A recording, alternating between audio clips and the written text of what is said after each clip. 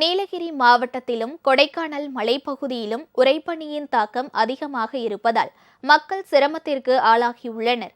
வழக்கமாக டிசம்பர் மாத தொடக்கத்தில் உறைபனி தொடங்கி மார்ச் முதல் வாரம் வரை இந்த பகுதியில் பனியின் தாக்கம் அதிகமாக இருக்கும்.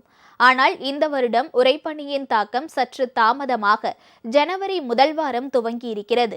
நீலகிரி மாவட்டத்தில் இன்று காலை 7 டிகிரி செல்சியஸ் வெப்பம் பதிவானது. இதனால் செடிகள், புல்வெளிகள் அனைத்தும் வெண்போர்வை போர்த்தியது போல் காணப்பட்டது. அரசு தாவரவியல் பூங்காவில் உள்ள செடிகள் பனியின் தாக்கம் காரணமாக கருகிவிடும் என்பதால் பிளாஸ்டிக் பைகளை கொண்டு தோட்டக்கலைத்துறையினர் மூடி வைத்துள்ளனர். இதேபோல் கொடைக்கானல் சுற்றுவட்டாரத்திலும் உறைபனியின் தாக்கம் அதிகமாக இருக்கிறது. இன்று இந்த பகுதியில் வெப்பநிலை 9 டிகிரி செல்சியஸாக பதிவானது.